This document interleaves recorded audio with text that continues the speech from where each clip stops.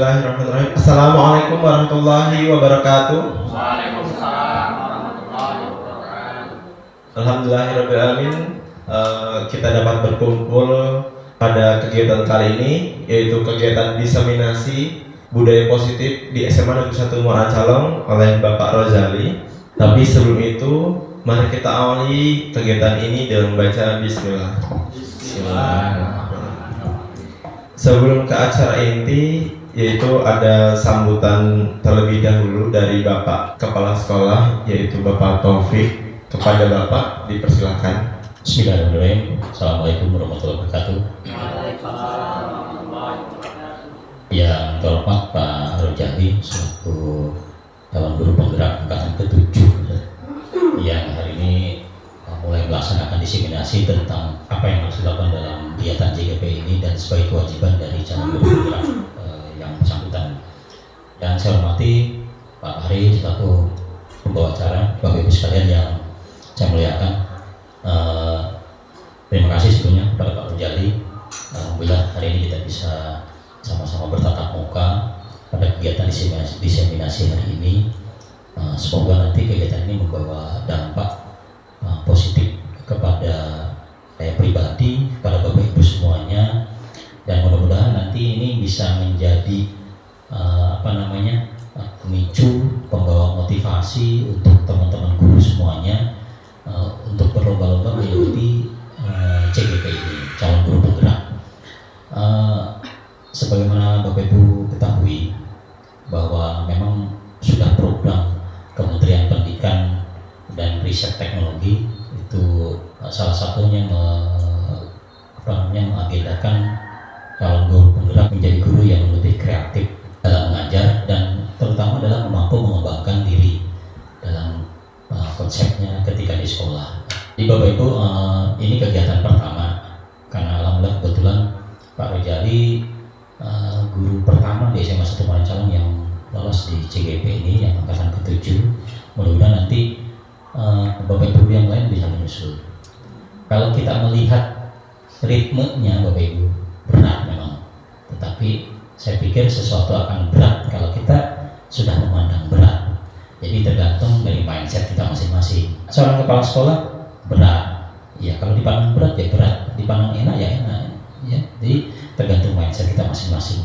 Semua itu pasti ada keterkaitannya dengan satu dengan yang lain, kan? Jadi saya berharap sih dari SMA 1 Muara Calong akan lebih banyak lagi yang bisa mendaftar jadi guru penggerak, karena SMA 1 Muara Calong guru-gurunya ini saya berpotensi. Salah satu tolak ukur keberhasilan satu sekolah itu saat ini ya tadi dari banyaknya yang lolos jadi calon guru penggerak di sekolah bersangkutan, sehingga itu nanti juga akan menaikkan kredibilitas sekolah yang bersangkutan. Sekali lagi Bapak Ibu, memang nanti kalau Bapak Ibu melihat kan ritmenya, contoh saja lah Pak Rozali kan berapa kali bolak-balik harus ke Sangatta, ya Pak ya.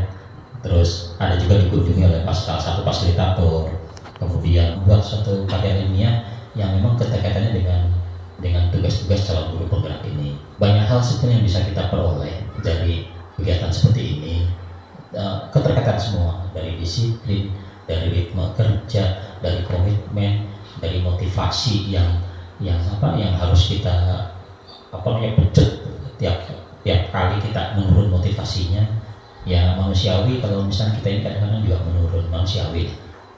Tapi bagaimana kita memotivasi diri itu, ya disitulah seninya saya pikir. Kemudian tenaga juga pasti bukan main kan, karena saya melihat kemarin juga Pak Rozali berapa kali bolak-balik harus menghadiri kegiatan CGP ini di Sangatta, bukan main kan.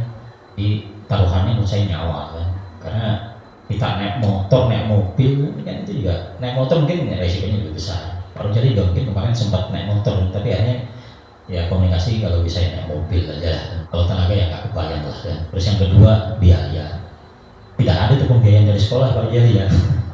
Jadi kan calon guru penggerak ini murni ya istilahnya yang mau tidak mau kita harus mengeluarkan biaya sendiri, dan itu tidak sedikit kan, pasti memakan biaya yang cukup banyak kan. Tapi Bapak Ibu sekalian, hikmah nanti yang akan kita peroleh dari itu semua kan ya pasti ada kan ya. Artinya kalau saya merunut dari apa, pengalaman pribadi. Kadang-kadang kita ini ketika ingin bekerja, ketika kita ingin melakukan sesuatu, tidak usah berpikir dulu apa yang akan saya peroleh.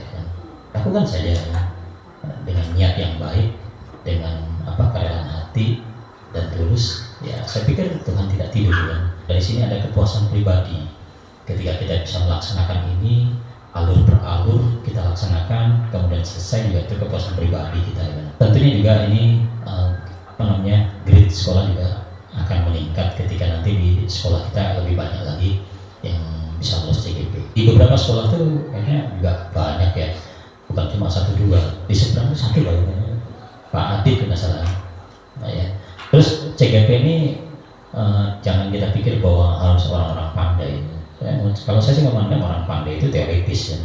Tapi orang-orang cerdas, orang-orang cerdas itu mampu kan situasi dan kondisi sesuai dengan kebutuhan.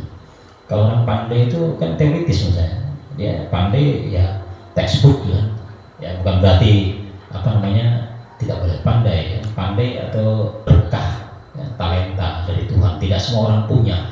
Kalau Bapak Ibu punya seperti itu bukan main ya, itu berkah betulan. Nah di CGP ini mungkin muatan ke sana pasti ada ya. Bagaimana kita memanfaatkan peluang dengan sebaik-baiknya, dengan cara yang benar dan sesuai kebutuhannya. Bapak Ibu, itu mungkin sedikit pengantar dari saya.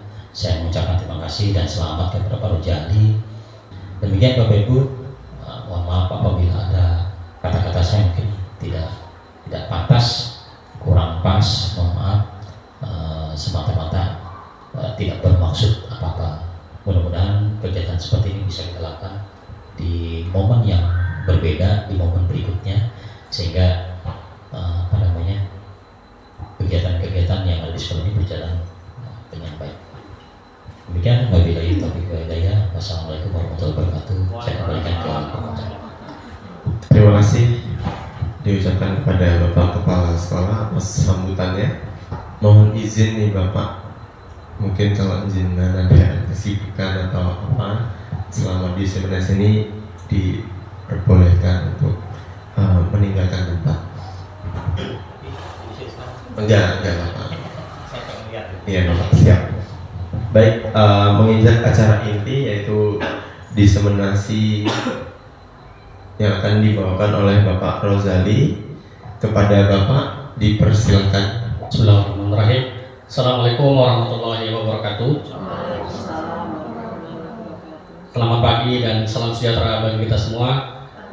Yang saya hormati Bapak Kepala Sekolah, yang saya hormati Bapak Wakakasatuan selaku MC kita, Bapak Wahri, yang saya hormati Ibu Wakil Kurikulum kita yang sedang bersamai rekan-rekan guru yang sama-sama berbahagia pada pagi hari ini.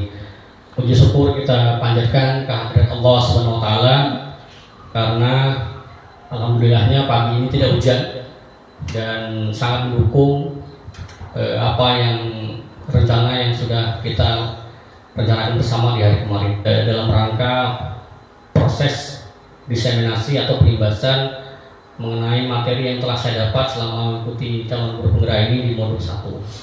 Rekan-rekan yang sama-sama berbahagia dan Bapak-Bapak sekolah yang saya hormati, di sini sifatnya saya tidak menggurui karena jauh mungkin banyak yang lebih senior daripada saya, mungkin ilmunya lebih tinggi, namun ini merupakan untuk suatu kewajiban kami sebagai calon guru penggerak dalam hal pemerataan perimbasan materi yang kami dapat di modul 1 ini. Rekan-rekan yang berbahagia, izinkan saya untuk memulai slide yang akan kita coba bahas pada pagi hari ini. Minta waktunya kepada rekan-rekan sekalian. Sifatnya sersan saja, rekan-rekan serius santai, artinya rekan-rekan diperkenankan untuk keluar jika memang ada halangan, tidak usah khawatir. Kalau ada panggilan alam yang monggo, kalau ada urusan tidak apa-apa. Kalaupun nanti di tengah jalan ada hal yang mau dikonfirmasi, dipersilahkan atau dia tanyakan, boleh. Artinya tidak monoton, artinya kita dinamis gitu. Pintu komunikasi selalu dibuka gitu. Sebelum menginjak lebih jauh, pertama-tama kita ingin membuat kesepakatan dulu dalam ruangan ini. Yang pertama, jika rekan-rekan ingin keluar, dipersilahkan untuk keluar dengan cara mengangkat tangan. Setuju kira-kira? Ya. Oke. Rekan-rekan juga Ya, yang kedua, kesepakatan kedua yang coba ingin saya diskusikan dengan teman-teman, mohon artinya alat komunikasinya beberapa saat untuk disilentkan seperti dahulu, intinya itu beberapa menit ke depan agar tidak mengganggu proses diseminasinya. Yang ketiga, artinya mohon keikutsertaan rekan-rekan sekalian dengan aktif, proaktif. Jika ada yang mau bertanya dipersilakan, jika ada yang mendapatkan dipersilakan. Di SMA Negeri 1 Morancalong angkatan 7 yang mewakili Kabupaten Timur bersama rekan-rekan lain di zona 4 lainnya. Dalam hal ini salam dulu dan semoga teman-teman selalu bahagia kesehariannya, artinya kehidupannya lebih baik, menatap hari ini lebih baik. Dalam hal ini ada dua suku kata nih, budaya sama positif. Ada yang bisa bantu rekan-rekan? Budaya sama positif berarti lawannya negatif. Gimana tuh? Ada yang bisa bantu kan? Boleh pakai bahasa kita, bahasa Kutai boleh pakai bahasa Indonesia boleh pakai bahasa Banjar boleh, bebas rekan-rekan. Budaya positif, ada yang bisa bantu kira-kira? Budaya itu apa ya? Segala sesuatu yang kita lakukan ya. Disiplin. Nah, segala sesuatu mungkin yang sudah kita lakukan hari berhari yang sudah jadi kultur kebiasaan yang kita lakukan, gitu, yang sudah kita terapkan. Gitu. Positif berarti segala sesuatu yang sifatnya memberikan manfaat. Berarti mungkin bisa kita simpulkan secara sederhana budaya positif adalah bentuk perilaku, aktivitas, kegiatan yang kita lakukan secara kontinu terus-menerus yang mempunyai dampak atau efek baik bagi diri kita maupun bagi orang lain. Dalam konteks ini adalah budaya yang kita terapkan di sekolah kita SMA Negeri 1 Morancalong. Artinya saya dan rekan-rekan sekalian pun pernah merasakan bentuk-bentuk penerapan budaya yang telah diterapkan oleh guru-guru kita yang punya dampak positif bagi diri kita. Jadi kurang lebih begitu. Jadi kita coba sharing nanti mengenai budaya positif yang ada di sekolah kita. Kurang lebih begitu. Sampai di sini ada yang mau diklarifikasi rekan-rekan sekalian? Konsep budaya positif sama ya kira-kira ya? Oke. Selanjutnya ada pertanyaan kedua. Contoh penerapan iklim budaya positif yang telah kita jalankan hingga saat ini apa kira-kira rekan-rekan? Gimana Pak? Bagus sekali Pak, keren Pak. Datang ke sekolah on time, tepat waktu. Bahkan kalau bisa atau ada pepatah bahasa Inggris itu in time, sebelum waktunya, seperti yang sudah dicontohkan oleh Bapak Kepala Sekolah kita. Dan itu merupakan contoh bagus yang harus kita tiru dan semaksimal mungkin kita terapkan juga. Selain dari yang dijelaskan Bapak Fahri tadi, mungkin ada lagi rekan-rekan yang bisa bantu datang tepat waktu. Selain itu, doa bersama, melaksanakan doa bersama. Betul sekali, terima kasih Pak Bobi. Ya, doa bersama merupakan wujud rasa syukur kita dan kulonyuan kita kepada Tuhan Yang Maha Esa, minta keberkahan agar proses yang kita lakukan di sekolah itu bisa berjalan lancar dari pagi sampai pulangnya nanti. Ada lagi kira-kira rekan contoh budaya positif yang telah kita terapkan di sekolah kita ini, hal-hal kecil namun punya efek yang dahsyat ya, kurang lebih begitu. Aktivitas lain kira-kira selain datang tepat waktu, berdoa bersama. 3S, wes. Apa itu Bu? Boleh senyum, sapa dan salam. Nah, beliau ini adalah salah satu pelopornya. Saya sangat mengapresiasi Bu Herlinda yang sangat getol di frontline pintu terdepan sekolah kita menerapkan budaya positif ini. Betul sekali Bu Herlinda. Yang saya share juga ada upacara bendera. Rekan-rekan sekalian, upacara bendera ini merupakan salah satu bentuk budaya positif juga yang kita lakukan di sekolah sebagai bentuk penghargaan terhadap pahlawan, bentuk rasa kedisiplinan kita mengenai perjuangan pahlawan telah memperjuangkan kemerdekaan kita. Seperti yang diucapkan oleh selanjutnya ada yang berbagi bersama. Ini mengenai bentuk empati kita di warga sekolah atau ada orang tua murid kita yang sedang berduka, kita merasakan infak dan sedekah semaksimal mungkin sebisanya kita dan kita salurkan kepada orang yang kena musibah tadi. Nah, ini bentuk dari contoh-contoh penerapan budaya positif di sekolah. Dan budaya 3S dari Bu Herlinda. Ternyata saya tulis 4S. Nah, ada satu lagi, kira-kira apa satunya nih? Betul, terima kasih Bapak. Senyum, salam, sapa, dan santun. Nah, ditambahin lagi satu. Jadi 4S totalnya untuk rekan-rekan sekalian. Di upgrade sekarang. Nah, jadi 4S. Semoga intinya yang nilai-nilai budaya positif yang mungkin ada di depan ini bisa continue, istiqomah, terus kita terapkan baik itu di lingkungan sekolah bahkan ya di rumah pun begitu. Ini dampaknya sangat dahsyat rekan-rekan sekalian. karena budaya positif ini memang arah kita adalah bentuk karakter murid kita, bagaimana mereka nanti dalam bahasa kurikulum kita itu apa, dalam bahasa CGPK itu selamat dan bahagia nanti penerapannya di dalam masyarakat, kurang lebih itu. Sampai di sini ada yang mau diklarifikasi, dikonfirmasi, boleh rekan-rekan dengan cara mengangkat tangan.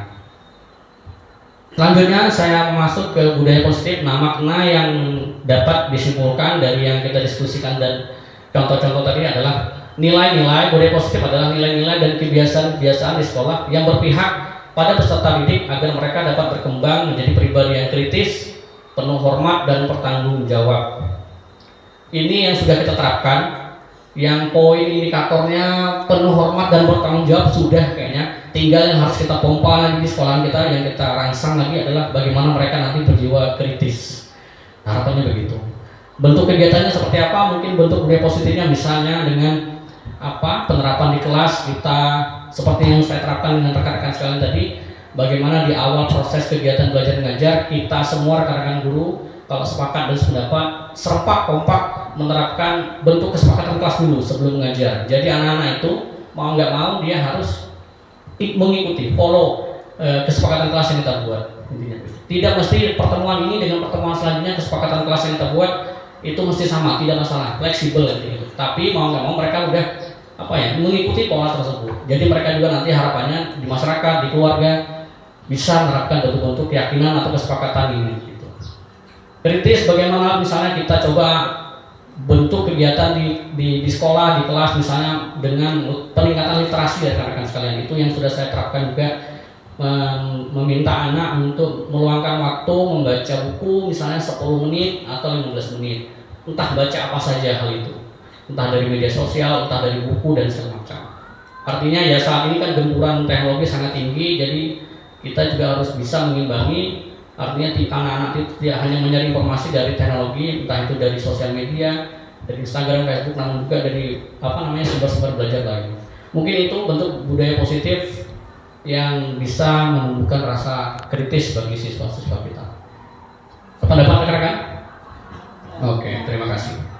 Selanjutnya, nah ini juga bentuk budaya positif yang sudah kita terapkan di sekolah kita. Bisa rekan-rekan simak ilustrasi atau bukti nyata yang sudah diterapkan mengefek kepada siswa kita dengan arahan Bapak Kepala Sekolah kita juga bahwa bentuk peringatan penghormatan atau mengenal budaya dengan peringatan Hari Batik Nasional ini sangat luar biasa efeknya. Terus juga ada pelestarian olahraga tradisional misalnya, jadi siswa-siswi itu tidak hanya tahu kecanggihan teknologi hingga detik ini, namun juga pandai mengetahui mengenai latar belakang mereka, di mana mereka tumbuh dan lahir, adanya permainan tradisional yang ada di daerah kita. Selanjutnya, bagaimana siswa-siswa kita membentuk rasa empati dan peduli pada sesama dalam bentuk kegiatan bakti sosial korban bencana alam. Dan ini memang real kita laksanakan di sekolah kita. Jadi sejatinya budaya positif ini memang sudah kita laksanakan, gitu. Cuman belum terdokumentasikan dengan baik dan terupload atau terunggah atau terekam, atau bahasa istilah guru penggerak itu diartefakkan, kalau istilah sejarah itu ada buktinya, ada wujudnya.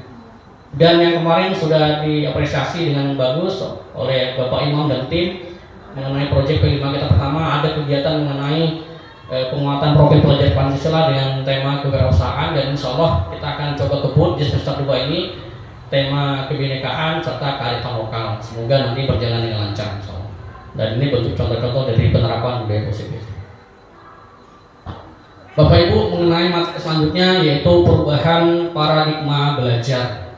Apa sih kata makna paradigma itu, bisa bantu lah rekan-rekan? Paradigma, asing nggak kata-kata sama kita?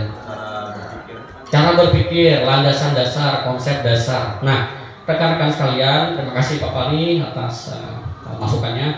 Jadi rekan-rekan sekalian, kami dalam mengikuti program calon guru penggerak ini bentuknya seperti penembusan dosa gitu di awal-awal ini, karena memang dipaparkan betul bahwa sejatinya selama ini itu kita itu tolak ukurnya mengajar seperti apa yang kita ajar, yang kita dapat dengan guru kita dulu.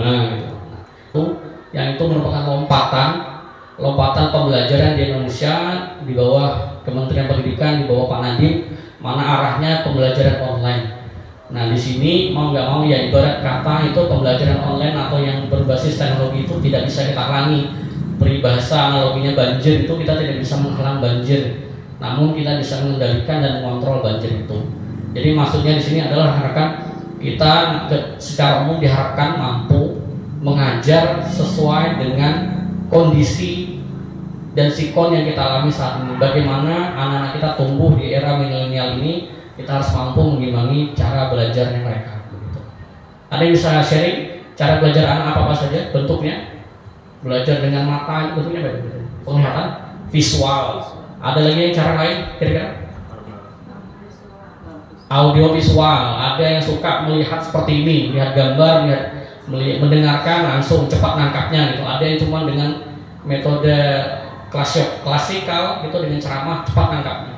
Ada juga yang langsung dengan berpraktek. Nantinya kita arahnya itu harus mampu melakukan analisa, diferensiasi karakter anak-anak kita, bagaimana cara belajarnya. Filosofi pendidikan Ki Hajar Dewantara. Siapakah Bapak Ki Hajar Dewantara ini?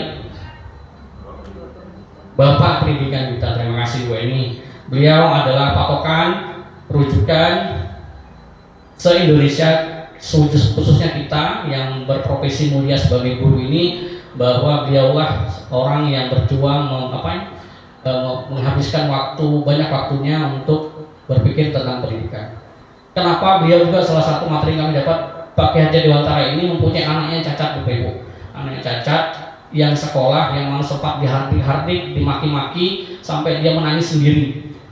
Mungkin itulah nilai balik dari mengapa Pak Ki Hajar Dewantara ini sangat concern dengan pendidikan, karena latar belakang dia juga punya anak yang disabilitas. Itulah yang membuat bagaimana dia sangat menghargai pendidikan, proses pembelajaran bagi anaknya sendiri. Ternyata begitu. Jadi dia belajar banyak dari anaknya sendiri. Filosofi pendidikan Ki Hajar Dewantara, dan masih ingat ada 3 itu bahasa Jawa kalau tidak salah. Ingarso Suntolodo, Imadyo Mangkarso, Tut Muri Handayani. Inilah seperti yang kita lakukan di Kata Hari Komitmen Budaya Positif. Kita datang lebih awal. Itu sangat dalam efeknya. Kalau murid-murid kita melihat budaya yang kita lakukan di sekolah ini dengan datang tepat waktu, mereka pun insya Allah bisa mengikuti ritme itu. Harapannya begitu. Namun namanya iman, kekuatan itu bisa turun naik intinya gitu. Dan kita warga sekolah, insan sekolah ya harus saling menguatkan, saling berbagi nilai-nilai itu, semangat dalam kebaikan itu harus selalu kita hidupkan. Selanjutnya Imadya Mangun Karso. Di tengah-tengah pada saat proses pembelajaran kita juga memberikan motivasi, semangat kepada anak kita. Bagaimana mereka bisa belajar, jangan sampai turun niat atau motivasinya. Sebagaimana kita ketahui bahwa kita juga menerapkan budaya full day belajar, full day school. Di situ juga ada momen anak-anak merasa kejenuhan dan semacam, pintar-pintar gurunya lah mengatur strategi pembelajarannya, bagaimana menjaga, memaintain semangat belajar anak itu selalu on, gitu. Dan terakhir adalah Tut Muri Handayani. Terakhir kita harus memberikan dorongan, kurang lebih begitu. Artinya 3 ini harus kita coba refresh, kuatkan kembali dalam diri kita mengenai filosofi pendidikan yang diterapkan oleh Ki Hajar Dewantara.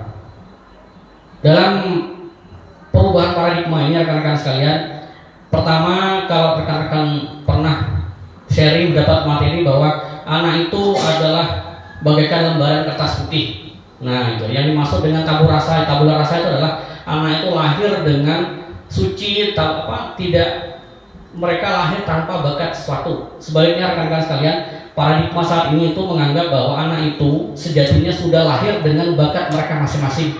Jadi fungsi guru itu sebenarnya tidak membentuk karakter anak, tapi kita adalah menebalkan lakunya anak. Bakat minatnya anak itulah yang kita tebalkan, bukan kita malah mengarahkannya ke yang lain gitu. Sejak dini kita sudah harus bisa mengenali, mendeteksi karakter, kemampuan, bakat dan minat anak. Nah, paradigma barunya begitu. Jadi siswa itu bukan lagi tabula rasa berupa lembaran kertas kosong yang bisa kita orek-orek kehidupannya, yang bisa kita bentuk karakternya. Namun fungsi kita hanyalah menebalkan karakter tersebut.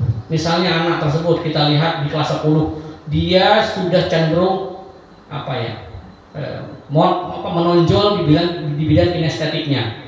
bergeraknya gitu. Jadi kita coba kasih materi pembelajaran yang sifatnya dia bergerak terus. Jadi dia kan ada kecenderungan untuk tidak suka diceramahin dalam tanda kutip, dikasih audio visual, namun dia lebih cenderung suka yang sifatnya bergerak.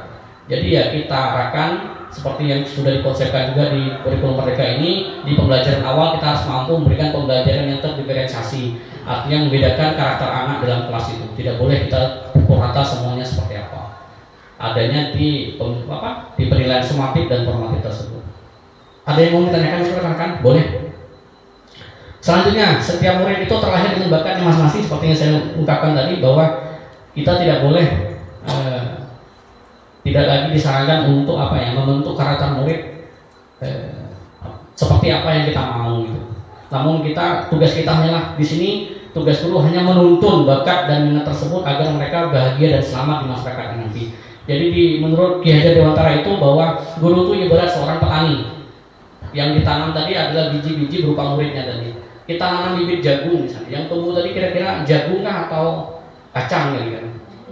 Jagung, pasti jagung, nggak mungkin dia tuh berubah jadi kacang. Jadi bagaimana supaya jagung ini tumbuh dengan baik, usaha yang kita lakukan bagaimana rekan-rekan sekalian? Apa yang kita lakukan? Kasih pupuk, gulma-gulma, tanaman-tanaman hijau yang kecil di samping-sampingnya itu kita bersihkan. Jadi itulah tugas kita sebagai seorang guru di sekolah dengan paradigma yang baru tadi. Jadi kita tidak boleh memaksa. Ternyata yang tumbuh tadi dia mau jadi kacang, saya congkel si jagung ini tadi berubah jadi kacang, nggak mungkin. Akhirnya potensi bakat minat anak tadi hilang. Yang jadi korban adalah anak itu sendiri. Selanjutnya bahwa seperti yang saya ingin dari awal tadi, rekan-rekan sekalian, dengan background terbelakang karena hantaman COVID, mau nggak mau kita dipaksa untuk belajar lagi. Rekan-rekan kita ini yang punya latar belakang pendidikan seperti apa yang diajar oleh guru dan dosen kita dulu, itu kita belajar lagi sekarang misalnya lewat LMS, Learning Management System yang sudah diterapkan oleh Pak Sigit, bagaimana anak-anak pembelajaran menggunakan media dan segala macam. Jadi harapannya rekan-rekan sekalian paling tidak melek teknologi. Saya sangat bersyukur rekan-rekan, saya sangat merasakan juga efeknya setelah proses PKG kemarin. Semangat dan motivasi apa teman-teman itu dalam hal mendokumentasikan kegiatan pembelajaran, divideokan, didokumentasikan, itu sangat bagus karena anak-anak kita sangat dekat dengan hal itu. Jadi kita harapannya harus mampu mengajar anak sesuai dengan kodrat alam dan zamannya. Zaman anak sekarang kan zaman teknologi nih, mereka hari-hari pegang HP gitu, pegang media sosial dan segala macam. Jadi harapannya kita sembari mengajar itu menggunakan teknologi, minimal misalnya HP-nya digunakan untuk mencari sumber-sumber apa gitu. Sebenarnya tanpa kita sadari rekan-rekan sekalian bahwa anak-anak itu mungkin ada yang jauh lebih pintar dari kita. Saya sangat mengakui itu. Mungkin mereka ahlinya di bidang ini, edit video dan segala macam. Ada tuh rujukan saya di kelas 10 yang bisa ngedit video, yang bisa ngambil gambar bagus, yang bisa bikin apalah ini. Mereka sangat handal di sini. Namun sejatinya seperti pernah Bapak pesankan, Bapak kepala sekolah, bahwa di sekolah itu fungsi kita adalah mendidik dan mengajar. Dan mengajarnya sudah, fungsi utama kita adalah mendidik. Disitulah peran kita bagaimana teknologi tadi bisa kita imbangi dengan pembentukan karakter yang ada di pundak kita beban tersebut. Dan selanjutnya terakhir bahwa paradigma ini menganggap bahwa kita mengajar itu harus berpihak pada anak ini. Jangan sampai pendidikan itu malah menjerumuskan kepada anak. Kurang begitu. Ada yang mau dikonfirmasi rekan-rekan sekalian sampai sejauh ini? Ini ada ilustrasi kegiatan dikit teman-teman biar relax. Bisa dilihat di depan A dan B. Minta ceritanya paling tidak ini menggenggam tangan saja, misalnya Bu Retno sama Bu Eni. Ada aktivitas kita diminta untuk menggenggam tangan dan teman yang satunya mencoba membuka genggaman tersebut. Kita berasumsi bahwa genggaman tangan kita ini punya sesuatu yang berharga di tangan kita. Kita coba ambil salah satu dulu, misalnya simulasi bisa sama siapa nih kuat tenaganya. Bu Eni sama Bu Anda, yang dekat sama Bu Retno. Bu Retno ceritanya coba berusaha membuka tangannya Bu Eni. Ya, Bu Eni berasumsi bahwa dalam tangan Bu Eni itu ada benda yang berharga buat imajinasinya. Dan tugasnya Bu Retno adalah membuka genggaman tangan Bu Eni tersebut. Tugasnya Bu Eni adalah bagaimana jangan sampai terbuka. Dan sebaliknya tugasnya Bu Retno adalah membuka genggaman tersebut. Kita lihat simulasi ini, dipersilakan. 2 menit dari sekarang. Ada kunci dari ada tes lagi. Coba ya. Setengah 2. Bisakah kira-kira Bu Retno membuka genggaman tangan dari Bu Eni yang berharga tadi? Ternyata sudah 1 menit berjalan kurang lebih. Oke, dengan paksaan akhirnya bisa juga. Rekan-rekan sekalian, dari simulasi kegiatan ini apa yang ingin saya sharing adalah perubahan paradigma lagi mengenai kontrol kita sebagai seorang guru, gitu. Rekan-rekan sekalian, fungsi kita seorang guru itu dari kegiatan tadi, apakah Bu Eni sudah berusaha maksimal untuk menggenggam tangannya, untuk tidak membuka? Sudah kan? Dan Bu Retno juga dengan posisinya sudah berusaha semaksimal mungkin untuk membuka tadi. Nah, ini mengenai ilusi kontrol, artinya peran guru yang mengontrol murid, rekan-rekan. Sejatinya di sini ada perubahan cara pandang bahwa kita sebagai seorang guru itu tidak harus mutlak mengontrol murid. Kenapa guru itu cenderung mengontrol murid kira-kira? Ada yang bisa bantu? Nah, itu ada yang di bawah toh. Yang pertama, ilusi guru mengontrol murid karena murid itu mempersilahkan dirinya sendiri untuk dikontrol oleh kita. Nah, pada sudut pandang yang baru ini sebenarnya kita itu dilarang untuk mengontrol murid, kurang lebih begitu. Tidak boleh kita mengontrol murid, gitu. Namun dengan batasan-batasan, karena dengan penerapan budaya positif tadi, mereka harus bisa juga memberikan batasan dari batas mana saya harus dikontrol dan batasan mana saya tidak boleh dikontrol, begitu. Karena murid tadi artinya mempersilahkan dirinya untuk dikontrol oleh kita. Tadinya bahwa kritik dan membuat orang merasa bersalah dapat menguatkan karakter. Ini sangat bahaya rekan-rekan sekalian, bahwa artinya kalau kita memberikan kritik atau memberikan rasa bersalah kepada murid itu bisa membuat mereka menguatkan karakternya. Dalam hal ini karakter buruknya rekan-rekan sekalian, gitu. Jadi jangan sampai kita memberikan kritik atau membuat rasa bersalah. Misalnya minimal jangan sampai menegur murid itu di depan teman-temannya, intinya gitu. Karena sejatinya apa yang saya dapat adalah anak-anak itu cenderung mengingat bagaimana kita memperlakukan mereka, entah itu secara pribadi, entah itu di depan umum. Pasti akan mereka ingat gitu. Dan terakhir tadi kata mereka bahwa ilusi bahwa ya mereka menganggap bahwa kita ini adalah orang dewasa, plus dengan ada jabatan guru, jadi guru itu punya kontrol lebih terhadap murid atau murid kita di sekolah. Jadi berubah. Inti dari ilusi kontrol ini yang dipaparkan oleh Pak William Glasser ini bahwa ada perubahan teori di mana kita jangan terlalu dominan dalam hal mengontrol siswa tadi. Ya, kurang lebih begitu. Ada yang mau diklarifikasi sampai sejauh ini rekan-rekan? Saya boleh berdiri juga ya? Yes. Untuk tahapan kontrolnya itu ada usia batasannya nih. Misalnya kayak SMA kan. Betul. Kontrol kan usia yang ini kan. Betul. Lagi kita kontrol misalnya. Betul. Misalnya kamu potong rambut atau kita ingatkan pada saat itu kan nggak usah kita kontrol. Betul. Terima kasih Pak Bobi. Ya, mengenai ide dan tahapan tadi betul. Memang teori ini pun saya pikir ada batas penerapannya, misalnya gitu. Mungkin anak PAUD, usia prasekolah, tidak mungkin peran kontrol ini harus kita lepas. Namun tetap kita jaga karena masih dalam pembentukan karakter mereka. Namun pada saat sudah masuk jenjang usia dewasa, fase E, fase D di SMA, ya mau nggak mau kita harus coba dalam tanda kutip bernegosiasi pada tahapan mana kita mampu mengontrol mereka dan tahapan mana kita tidak boleh kontrol mereka. Aplikasinya tadi misalnya Pak Bobi bilang bahwa misalnya pada saat anak ada yang rambutnya panjang dan kurang pantas dilihat, mungkin tahapan pertama yang bisa kita lakukan adalah memberikan teguran dulu, diberi peringatan beberapa hari. Setelah itu kalau tidak ya mau nggak mau, memang kalau nggak bisa ya memang nanti akan lebih jauh kita pelajari Pak Bobi mengenai teori motivasi manusia. Terima kasih Pak Bobi. Yang baru kita berusaha memahami pandangan orang lain tentang dunia kita tadi. Jadi pandangan si siapa misalnya si abai tentang ini belum tentu sama dengan pandangan kita ini gitu. Jadi ya kita harus mampu menghargai pandangannya tadi. Selanjutnya perilaku buruk dia sebagai suatu kesalahan. Semua perilaku anak-anak itu baik dia melakukan kebaikan maupun keburukan pasti punya tujuan gitu. Jadi jangan sampai kita memandang ada anak datang terlambat. Nah, kita harus coba dalami dulu kenapa si anak tadi bisa datang terlambat. Fungsi kita di situ nanti teman-teman di teori kontrol tadi. Ada juga orang lain bisa mengontrol kita. Terus yang baru adalah hanya diri kita yang bisa mengontrol diri saya sendiri. Seperti yang diterapkan oleh Bu Eni tadi sama Bu Retno. Karena mungkin agak durasi lama, ya sebenarnya yang bisa mengontrol diri dari dua kegiatan simulasi tadi siapa? Bu Retno kah atau Bu Eni tadi itu? Genggaman tangan tadi itu. Bu Eni sendiri, apakah Bu Eni berniat untuk membuka tangannya atau tetap mempertahankannya intinya begitu. kurang lebih begitu. Nah, yang terakhir ini sangat penting rekan-rekan, bagaimana teori dahulu itu ada pola menang dan kalah, tapi pada saat ini kita harus coba cari win-win solution istilahnya, menang-menang, gurunya aman, muridnya juga aman, cari jalan tengahnya. Begitu cara kita coba menerapkan disiplin atau budaya positif dengan murid di sekolah. Coba cari solusi terbaiknya lah bahasanya gitu. Ada yang mau dikonfirmasi rekan-rekan boleh? Kalau tidak, nah ini makna kata disiplin. Disiplin itu kaitannya erat dengan kata-kata tata tertib, hidup teratur, patuh pada peraturan, dan hukuman. Kurang lebih itu ya, sepakat dengan kata-kata ini? Ya, harapan saya semoga sama dengan konsep teman-teman sekalian. 1, 2, 3 enggak masalah. Harapan saya jangan sampai kita ada sampai mengkaitkan kata disiplin dengan hukuman.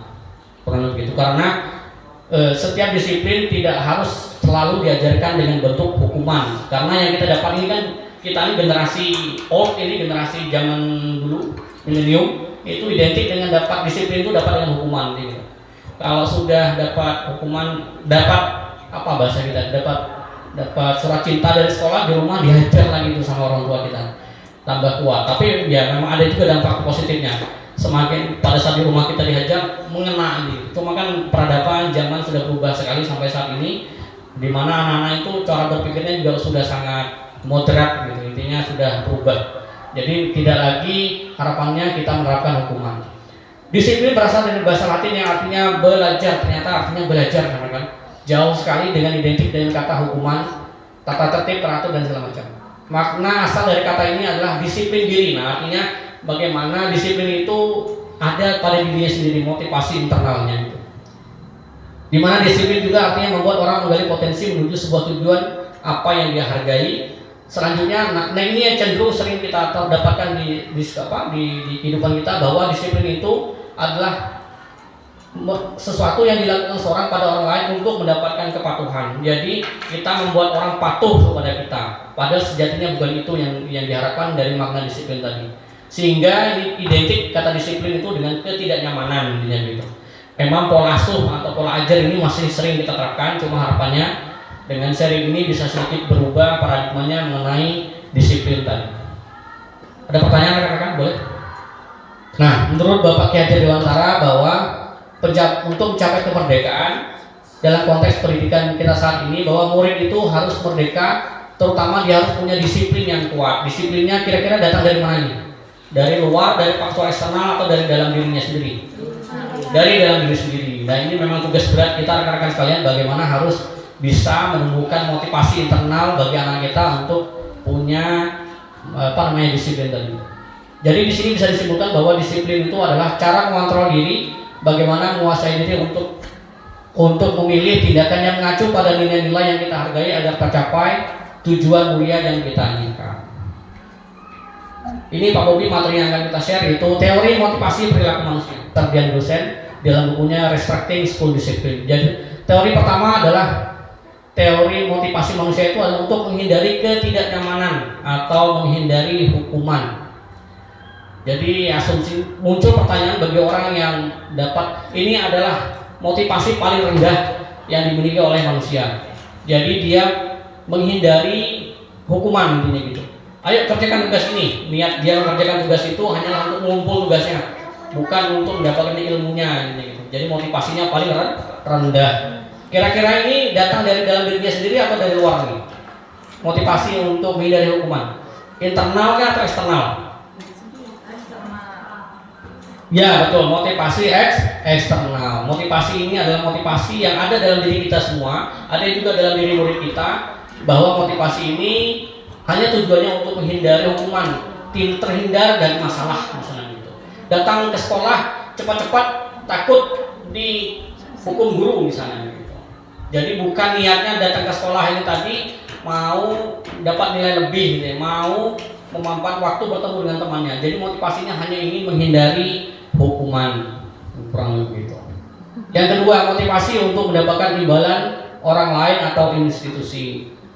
Jadi misalnya kemarin kita melaksanakan PKG itu agar dapat ujian dari itu. Enggak, belum gitu. Harapannya ini adalah motivasi tingkat kedua.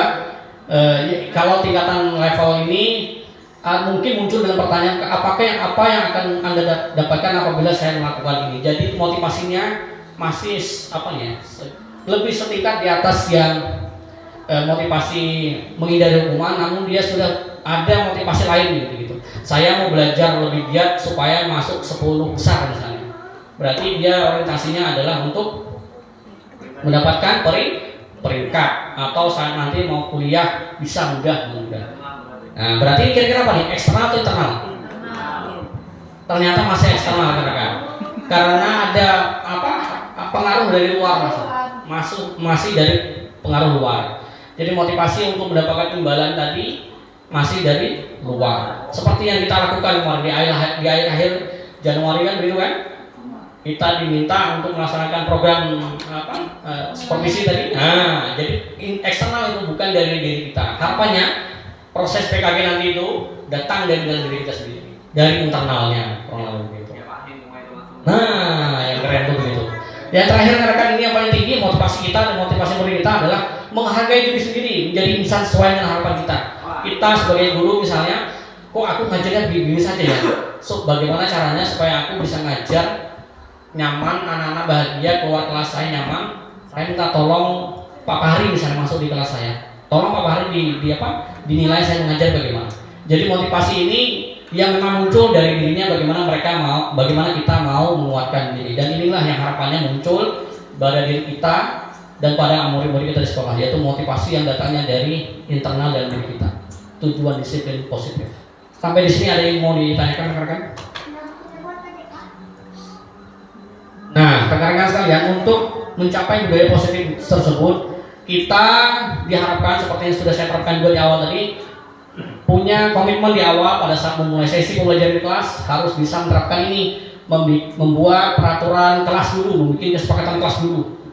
Dengan kontinuitas, dengan keistiqomahan membuat peraturan kelas, timbullah nanti keyakinan kelas. Oh, kalau dengan Pak Fahri itu biasanya kelas begini, nanti saya nggak boleh begini loh, karena udah terbiasa sama Pak Fahri begini. Oh, kalau saya mau keluar harus begini dulu. Oh, sama Bu Eni kalau mau jawab pertanyaan harus begini dulu. Oh, sama Pak Sigit materi pembelajarannya harus begini. Jadi itu muncul keyakinan. Setelah itu terbentuklah lingkungan positif hingga terbentuklah budaya positif di sekolah kita.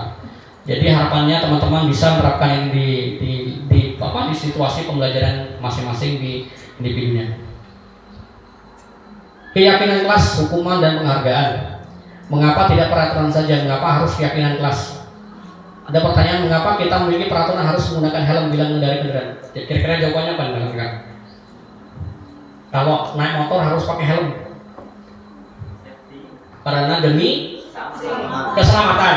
Kita yakin dan percaya bahwa kalau jalan kemanapun di kota itu harus pakai helm, karena kita yakin dan percaya kalau nggak pakai helm kalau kena musibah bakalan lebih naas nasib kita. Artinya ini ada suatu konsep yang kita sepakati bersama. Jadi ini namanya keyakinan mungkin. Terus mengapa kita memiliki peraturan 3M? Konteksnya COVID kemarin, menggunakan masker, mencuci tangan, menjaga jarak.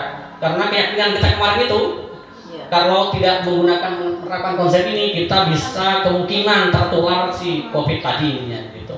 Jadi belief keyakinan ini kita yakini bersama. Mengapa kita punya peraturan harus datang tepat waktu pada saat mengikuti pelatihan? Kira-kira. Karena kita yakin dan percaya kalau yang datang tepat waktu, ilmu yang didapat banyak, gitu. Bukan dasar atas pengen dilihat sama pimpinan, bukan karena dilihat oleh si narasumbernya. Jadi motivasi muncul adalah motivasi internal, kurang lebih itu. Jadi rekan-rekan sekalian, harapannya nanti rekan-rekan sekalian bisa menerapkan dan membuat kesepakatan kelas yang nantinya bisa menjadi keyakinan kelas. Apa itu keyakinan kelas? Keyakinan kelas adalah nilai-nilai kebajikan atau prinsip universal. Universal itu maksudnya diakui secara umum oleh dunia, gitu. Kalau kejujuran itu punya nilai baik, cuma kejujuran harus pada tempatnya juga, karena kita hidup di Indonesia ini ada waktunya jujur, tidak pada tempatnya selesai gitu. Lepas dari latar belakang suku, negara, bahasa maupun agama. Jadi ya sifatnya universal, sama-sama diakui, sepakat gitu. Menurut Pak Gosen tahun 98, suatu keyakinan akan lebih memotivasi seorang dari dalam intrinsik. Jadi lagi-lagi motivasinya harus dicamkan, ditanamkan. Itu muncul dari diri kita atau muncul dari diri anak. Kalau saya mau ngajar yang baik, saya harus begini. Kalau si murid tadi sudut pandang murid, kalau saya mau kuliah yang baik, saya harus rajin belajar. Jadi disiplin positifnya memang datang dari dirinya sendiri.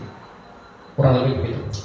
Tidak hanya mengikuti serangkaian peraturan gitu, bukan hanya formalitas ada peraturan-peraturan yang kita ikuti, namun memang muncul dari diri kita. Ada yang mau ditanyakan rekan-rekan sekalian?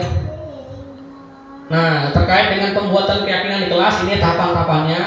Mungkin bisa teman-teman simak. Keyakinan kelas bersifat abstrak daripada peraturan, lebih umum gitu, yang lebih rinci. Keyakinan kelas berupa pernyataan-pernyataan yang universal. Tidak boleh ada unsur kesukuan dan segala macam. Misalnya berdoa hanya menggunakan Al-Fatihah misalnya. Sementara di kelas itu ada yang muslim misalnya, kan bersinggungan dengan agama lain misalnya begitu. Pernyataan keyakinan kelas senantiasa dibuat dalam bentuk positif. Jangan lari-lari di koridor. Itu positif negatif pernyataan itu. Jangan lari-lari di depan kantor. Positif negatif pernyataan itu kan? Negatif karena ada kata jangannya. Jadi hindari gunakan kata jangan, tidak kalau mau buat kesepakatan atau keyakinan kelas. Lari di lorong, jalan hati-hati di lorong bahasanya gitu. Jadi jalan hati-hati di lorong, jangan berlarian di lorong. Jadi hindari pernyataan yang negatif. Keyakinan kelas sebenarnya tidak terlalu banyak sehingga mudah diingat dan dipahami. Terus semua warga kelas sebaiknya ikut Nah, ini seperti contoh di sebelah kanan Bapak, kiri Bapak adalah ini peraturan dan sebelah kanannya adalah tanggung jawab keyakinannya. Selalu kembalikan buku ke tempatnya. Bentuk keyakinannya adalah sebuah bentuk tanggung jawab. Dilarang menggunakan narkoba itu karena berefek atau keyakinannya akan mengganggu kesehatan. Bergantian atau menunggu giliran berarti kita keyakinannya adalah sabar sama respect atau hormat sama orang lain. Terus hadir di sekolah 15 menit sebelum pembelajaran dimulai misalnya. Itu keyakinannya adalah komitmen pada tujuan menghormati orang lain gitu. Jadi lebih awal si anak tadi datang, dia nggak mau berjubel di situ, bentuk penghormatannya dengan teman-teman yang lain. Jadi motivasinya memang muncul dari diri sendiri. Itu bentuk dari keyakinan kelas. Selanjutnya rekan-rekan sekalian, kita akan coba melakukan aktivitas. Saya sudah membagikan posi dengan Buca, minta tolong rekan-rekan sekalian meluangkan waktunya 1-3 menit untuk kira-kira coba membuat keyakinan sekolah kita. Misalnya sekolah saya itu ada pernyataan, saya yakin dan percaya bahwa kami guru dan murid di sekolah mampu atau memiliki misalnya adab yang baik antar sesama. Itu punya saya tuh, adab yang baik, nggak usah panjang-panjang boleh. Misalnya saya yakin dan percaya bahwa guru dan murid di sekolah ini mempunyai rasa tanggung jawab, misalnya tanggung jawab saja ini. Jadi ini apa? Keyakinan rekan-rekan sekalian tentang diri kita dan murid-murid kita yang kita mempunyai di sekolah ini. Hal-hal positif yang bisa kita pakai di sekolah ini. Menjadi keyakinan sekolah kita nanti. Tanggung jawab, toleransi misalnya. Sekolah apapun. Dipersilakan untuk menuliskan satu pernyataan positif yang bisa kita curahkan pendapatnya, nanti kita tempel di sebelahnya payung itu sebagai bentuk ide awal kita untuk membuat keyakinan sekolah kita nantinya. Boleh 2, boleh bukan? Boleh 2, boleh banyak, lebih dari 1 boleh. Minimal 1. Dipersilakan rekan-rekan. Saya dan murid-murid yakin bahwa warga di sekolah ini rajin misalnya. Saya guru dan rekan-rekan di sekolah ini percaya bahwa murid-murid kami berakhlak mulia misalnya. Itu kan keyakinan, maksudnya universal itu.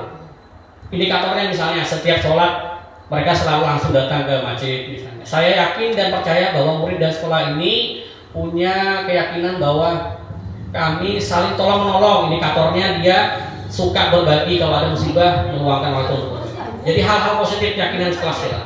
Itu contoh nomor 1 ya teman-teman, tidak usah nulis kalimatnya, ini aja, nulis satunya aja, keyakinannya aja.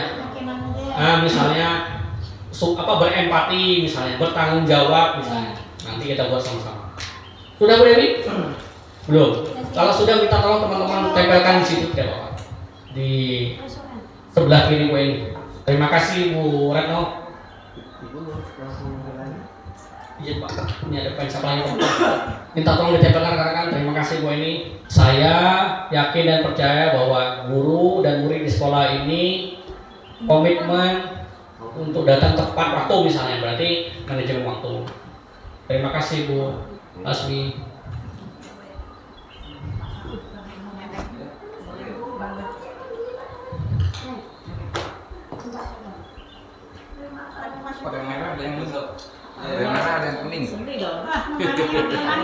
Ya, keren. Terima kasih Pak Sigit. Terima kasih Pak Ari. Enggak mesti urut, tidak apa-apa Bapak Ibu. Mau di bawah, mau di atas, maksudnya itu. Tidak urut, tidak apa-apa. Nah, nggak masalah. Ini mah satu pernyataan Bapak Ibu.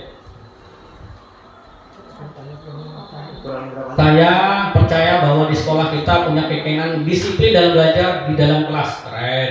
Kalau sekolah kita punya tipikal atau keyakinan punya pribadi yang saling membantu, toleransi dan punya tanggung jawab. Mantap. Ada lagi rekan-rekan?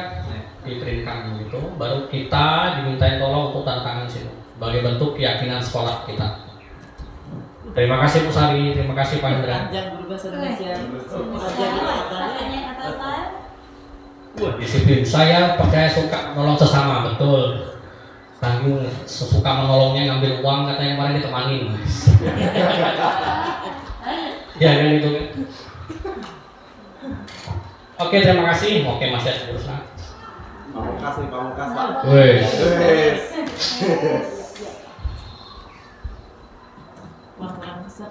Terima kasih. Oke rekan-rekan, terima kasih banyak atas sumbangsih curah pendapatnya mengenai bentuk keyakinan sekolah yang sudah kita rumuskan bersama secara sementara sifatnya, namun akan dielaborasi lebih jauh nanti. Oh masih ada Bu, maaf.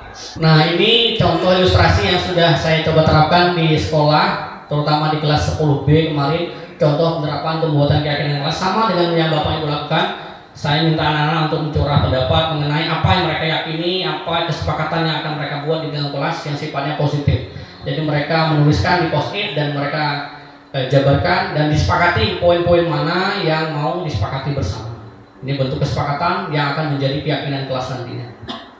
Bentuknya seperti ini. Di 10A itu saya yakin dan percaya semua aktif dalam pembelajaran. Ada juga yang bilang bahwa berkata baik dan positif. Nah, hal ini yang memang sulit kita antisipasi rekan-rekan, bahwa kultur budaya kita di sini adalah yang kata-kata tidak baiknya itu muncul di mana-mana kan begitu. Jadi memang tugas dan peran kita bagaimana caranya lidah mereka itu diarahkan lebih positif ngomongnya gitu. Karena kan sering tuh kita dengar tuh kata-kata minusnya itu sering keluar. Jadi ini pun saya coba tekankan di kelas ini kemarin, bagaimana mereka itu kalau dalam kelas jangan sampai muncul kata-kata yang tidak baik tadi ini. Jadi mereka sudah sepakat dengan ini, kalau mereka tidak sepakat sama ini ada konsekuensinya, kurang lebih begitu. Saya rekan-rekan ya, harapannya nanti wali-wali kelas bisa menerapkan di kelasnya masing-masing untuk komitmen ini, kurang lebih begitu. Dihukum oleh penghargaan. Ada ilmu yang menarik rekan-rekan yang selama saya mengikuti program guru penggerak di modul 1 ini, bahwa penghargaan itu juga ternyata sifatnya dapat negatif gitu. Jadi pemberian penghargaan entah itu ya terutama yang bentuknya barang atau sifatnya barang itu malah bisa menghukum. Menurut Pak Alfikon, bahwa penghargaan berlaku sama dengan hukuman dalam arti meminta atau membujuk seseorang melakukan sesuatu untuk memenuhi suatu tujuan tertentu dari orang yang meminta atau membujuk. Dorongannya eksternal, otomatis eksternal ini. Kalau seseorang diberi hadiah motivasi dari luar berupa barang begitu, dampaknya penghargaan berupa barang itu malah buruk gitu. Pertama, dia bisa pengaruhnya jangka panjang atau jangka pendek. Ini pun pernah saya alami ya. Saya alami rekan-rekan sekalian, bahwa ketika saya mengiming-imingi anak saya, misalnya suruh ngaji, suruh menghafalkan surah ini, nanti kasih uang ya, nanti ditagih terus saya. Kalau dia maju ditagih, uangnya mana. Itu saya alami sendiri di keluarga saya. Jadi pengaruhnya adalah pengaruh jangka pendek dan jangka panjang. Jadi sebisa mungkin untuk menghindari pemberian penghargaan itu dengan barang gitu, atau diiming-imingi dulu, intinya begitu. Jadi ternyata juga buruk gitu. Penghargaan sifatnya juga menghukum rekan-rekan. Menghukum ini bagaimana? Maksudnya adalah ini misalnya kalau kita, ya alhamdulillah kita tidak menerapkan sistem ranking lagi dalam raport. Misalnya kalau kita menerapkan sistem ranking, itu yang paling merasa bersalah yang ranking berapa rekan-rekan? Jelas. Atau ranking 2 bawah itu merasa terhukum itu karena dia lagi. Saya juga pernah waktu sekolah merasa berasa di peringkat kedua, rasanya jengkel gitu. Bagaimana saya harus bisa mengalahkan dia? Akhirnya yang muncul sifatnya kompetisi, harus saling menyikut, saling menyalahkan, bersaing gitu. Jadi alhamdulillah sistem perankingan itu pun sudah kita hapus gitu. Penghargaan juga merusak hubungan gitu. Jadi orang dikasih penghargaan, kita tidak tahu si hati manusia, dia muncul sifat irinya gitu. Peribahasa di kelas ini kita kasih sumbangsi berupa penghargaan apa, padahal niat kita baik, cuma respon dari teman-temannya atau gimana mereka muncul rasa iri, jadi hubungannya rusak. Dia dapat hadiah, saya nggak dikasih hadiah, padahal saya juga maksimal kerjanya ini, padahal saya juga belajarnya. Nah, bentuk apresiasi yang disarankan bagaimana bentuk baiknya adalah begini: beri pengakuan secara khusus, misalnya Bu Rusna, terima kasih kemarin sudah sangat baik memberikan penilaian kepada kami mengenai cara mengajar kami. Jadi yang dinilai oleh Bu Rusna, yang diapresiasi Bu Rusna adalah cara mengajarnya saja, tidak secara umumnya semuanya. Jadi khusus, hal-hal khusus. Terima kasih kata Pak Muridi kepada Aditya, kamu kemarin sudah prakteknya untuk praktek bola volinya, servismu bagus. Jadi yang diapresiasi Pak Muridi adalah pada saat dia menservis, bukan main voli secara umumnya. Jadi hal-hal khusus saja yang kita apresiasi. Beri pengakuan secara pribadi. Alangkah baiknya kita berikan penghargaan, apresiasi itu anaknya dipanggil gitu. Di kiau bahasanya paling, jangan di depan banyak. Takut tadi ada yang cemburu dan segala macam. Selanjutnya beri pengakuan pada semua murid bergantian satu-satu biar adil segala dunia kamu. Jadi diapresiasi segalanya. Terakhir, masih ada terus konsisten dan fokus pada prosesnya, jangan pada hasil akhirnya. Gitu. Misalnya Abai itu anak kelas kita apresiasi dia selama dia mengikuti proses belajar kita, nyata jadi kumpul dan segala macam, ya tetap kita hargai walaupun tidak maksimal. Sampai di sini ada yang mau dikonfirmasi rekan-rekan?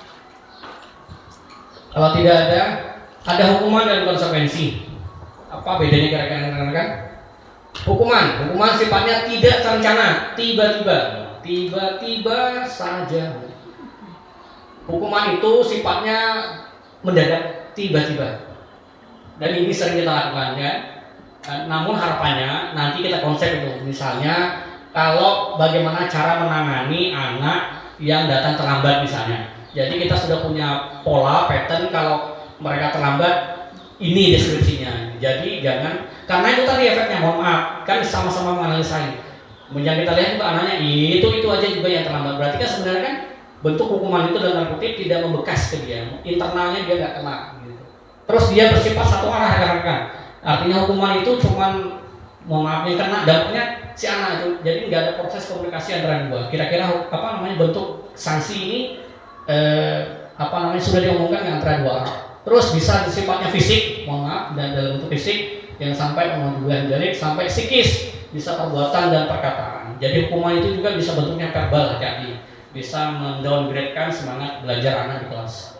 Beda halnya dengan konsekuensi. Nah, harapannya saya dan rekan-rekan sekalian bisa menerapkan yang namanya konsekuensi. Ada lagi satu nanti terakhir mengenai penerapan ini. Konsekuensi itu sudah terencana dan disepakati. Guru dan muridnya sepakat sama hal-hal yang mau dilakukan tadi. Gitu. Jadi diomongin dulu, dikesahin dulu. Awak saya beri tugas ini, sanggup nih awak. Gitu. Kalau nggak sanggup, kendalanya di mana? Nah, itu namanya bentuk konsekuensi. Murid tetap dibuat tidak nyaman dalam waktu yang pendek. Misalnya tadi, mohon maaf ya, ada murid kita yang terlambat. Itu berarti terlambat waktunya di sekolah panjang atau pendek kan? Jadinya pendek. Misalnya 8 jam, misalnya dia jadi 7 jam aja. Bagaimana ceritanya dia tetap 7 jam di sekolah, berarti konsekuensinya dia lebih lama di sekolah, nanti pulangnya lebih lambat. Itu namanya konsekuensi. Bisa ya maksudnya, paham ya maksudnya kan ya? Jadi bukan bentuk hukuman. Selanjutnya, nah silakan disimak rekan-rekan, ini ada beberapa pernyataan 1, 2, 3, 4, 5, 6, 7. Kita cek dulu, apakah ini hukuman atau konsekuensi? Nomor 1, mencatat 100 kali di dalam buku kalimat saya tidak akan terlambat lagi karena terlambat ke sekolah. Ini hukuman atau konsekuensi? Kita cek, betul ini adalah bentuk hukuman karena nggak ada korelasinya hubungannya itu. Terus, lari mengelilingi lapangan basket 2 kali karena terlambat hadir di sekolah.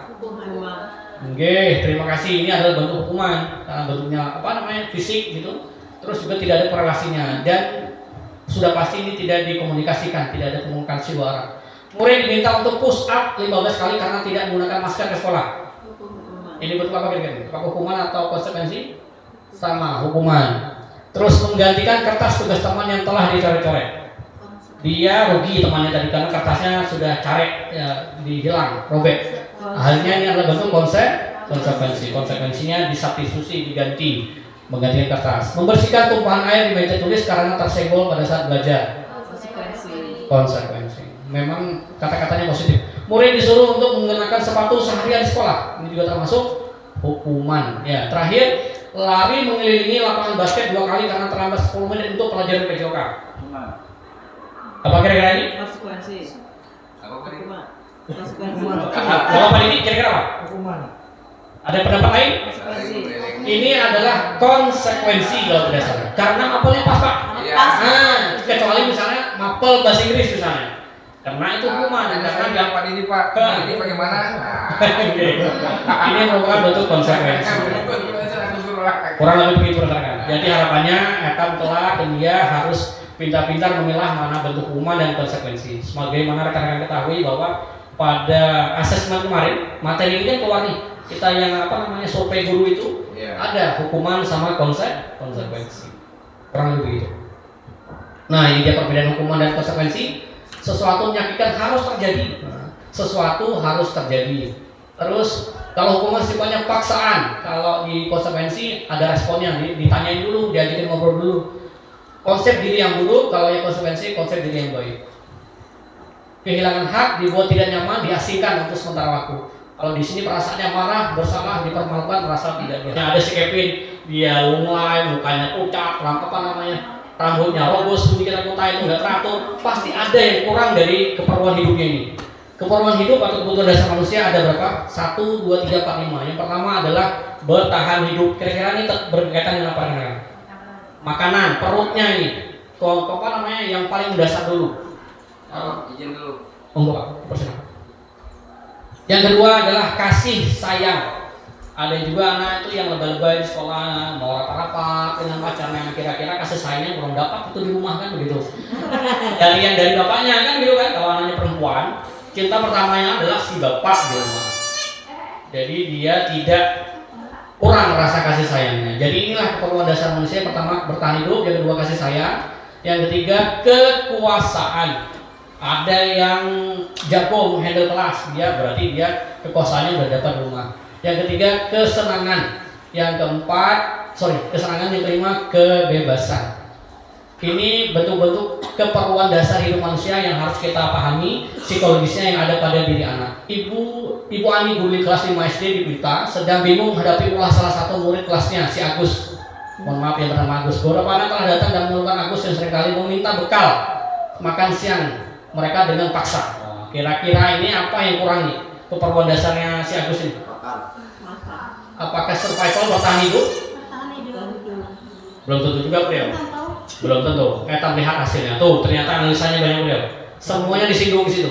Apabila jawaban Agus karena dia lapar dan orang tuanya tidak membawakannya, otomatis dia tetap bertahan hidup. Namanya hipokrekan biasanya. Kelaparan terusnya. Kedua misalnya, apabila jawaban Agus karena dia senang temannya jadi perhatian dia, berarti dia cari perhatian, dia dipaksa temannya, dia lainkannya, dia perlu perhatian dari temannya tadi. Kan gitu kan cerita kan? Iya. Selanjutnya yang ketiga, apabila jawaban Agus adalah dia merasa hebat karena temannya jadi takut. Nah, temannya tadi takut berarti dia perlu pengakuan atas kekuasaannya dia, kehebatannya dia. Ternyata aku jago, ditakuti sama teman. Gitu. Terus apabila jawaban Agus karena dia merasa bosan, bekalnya itu maha punya tahu itu. Jadi dia mau ada pilihan. Dola punya tahu itu, bosan dia dengan bekal yang dikeluarkan mamanya tadi, berarti dia mau kebebasan. Terakhir, apabila jawaban Agus adalah iseng saja dan dia menikmati ekspresi wajah temannya, paling jahil ini, berarti dia lihat senang melihat penderitaan temannya itu, senang di atas penderitaan temannya ini. Ya, dan ini perlu kita disiplinkan ya Bapak Ibu, yang kesenangan ini ya, si Agus ini. Ya. Kalau yang satu masih kita toleransi lah, yang bahaya nih yang mana? Teman-teman sekalian, ini ada satu kegiatan lagi, mungkin kegiatan bukan sih, membulati saja untuk survei itu, membulati saja, minta tolong. Kita coba mengecek kira-kira keperluan dasar kita itu di mana sebagai seorang guru ini. Monggo, dipersilakan. Baca pernyataan lalu di bulat 1, 3, 5, di bulat 3 biasa nanti kita. Boleh dibaca sekilas, boleh jangan dihayati tapi. Eta kita coba mengecek keperluan kita itu apa ternyata. Oke, boleh Ibu. Ternyata seorang Pak Sabani yang paling mayoritas adalah kebutuhan hidup ini misalnya. Nanti ketahuan tuh. Saya kemarin ada itu. Minta maaf agak banyak memang. Cuma tidak apa-apa. 40 berapa ya? Baca set.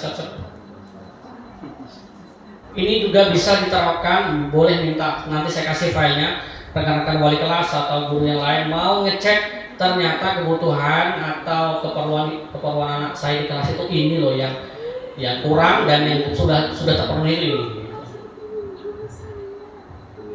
Mau ngecek apa ternyata kebutuhan anak itu.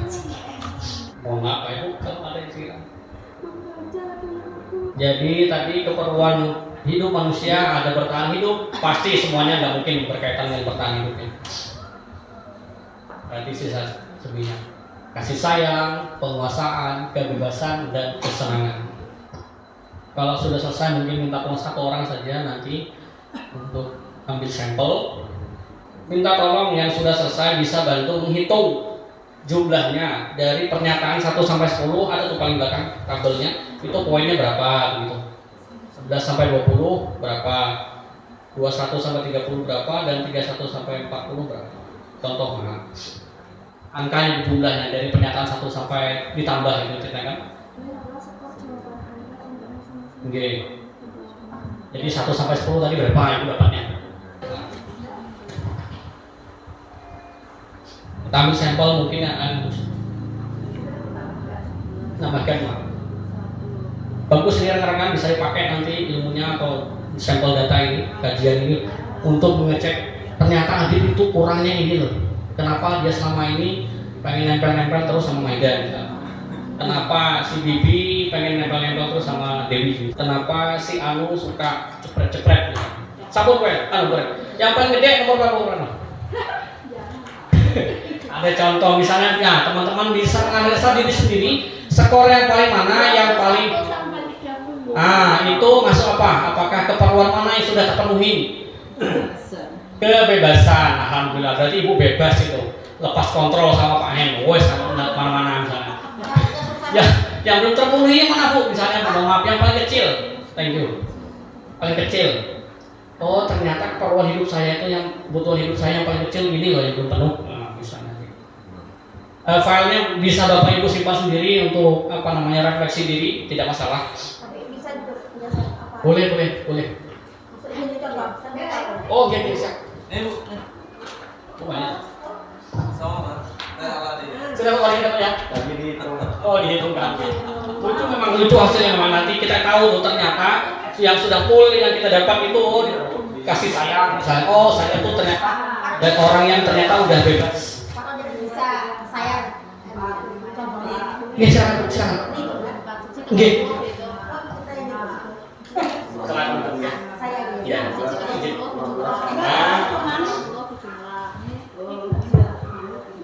Jadi ketahuan itu. Oh, ternyata saya belum maksimal dapat kasih sayang dari istri saya misal. Oh, saya belum maksimal dapat kasih sayang dari suami saya. Pantas saya tuh misalnya. Jadi kelihatan itu rekan-rekan. Yang maksimal berarti udah terpenuhi. Yang paling minim berarti itu yang belum terpenuhi dalam kehidupan kita. Itu kesannya. Ketawa-ketawa sendiri. Nah, ketahuan toh ternyata hidupnya selama ini kurang ininya. Oke rekan-rekan sekalian, alhamdulillah sudah ada senyum-senyum. Izin Bu Dewi memperjelas membantu. Ceritanya Bu Dewi kita dimintai tolong untuk menghitung 1 sampai 10. Ini kita tambahkan. Ini berapa poinnya? Kita tulis ini masalah biar kita ingat gitu kan. Intinya berapa kita boleh poinnya. Baru dia 11 sampai berapa gitu.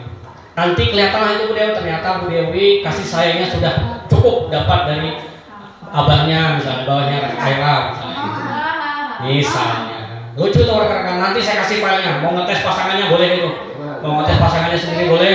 Mau ngetes ponakannya boleh. Kekuasaan. Wah, Pak Fahri ternyata paling kuat di kekuasaan. Alhamdulillah. Berarti Pak Fahri cocok jadi leader pemimpin. Ya enggak gitu kalau sebenarnya. Oke, terima kasih rekan-rekan yang sudah ngecek tentang kebutuhan hidupnya masing-masing. Masih ada ketawa-ketawa. Nah, sudah dapat ini ternyata. Berapa tuh Pak? Ternyata mungkin kayaknya kasih sayang ini. Ya. Iya kayaknya Pak. Saya paling tinggi di kesenangan. Alhamdulillah. Terbukti kan memang faktanya begitu. Betul Bapak. Selalu tersenyum, murah senyum, happy terus, pas alhamdulillah. Berarti bisa jadi wih, wah, kesenangan. Lucu. Ya, alhamdulillah. Terima kasih bro. Keren, lucu ya. Ditemukan misalnya Pak Pali yang paling dominan adalah penguasaan, wes keren.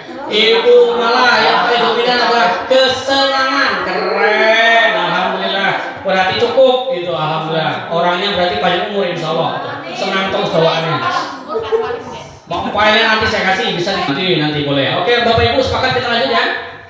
Alhamdulillah sudah selesai semua meng-cross check mengenai keperluan atau kebutuhan hidupnya yang sudah terpenuhi apa dan yang belum apa. Alhamdulillah. Selanjutnya materi kita adalah mengenai 5 posisi kontrol seorang guru.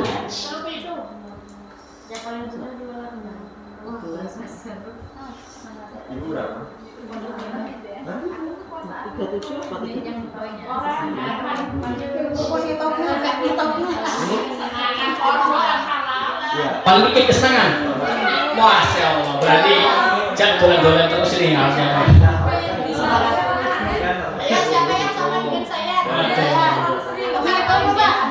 Silakan, ada yang masih penasaran, oke, nggak apa-apa. Silakan dia untuk penasaran, oke, nggak apa-apa. Aman ibu. Aman, kalau masih penasaran mau hitung boleh. Silakan hitung. Satu dijawab di sini kan.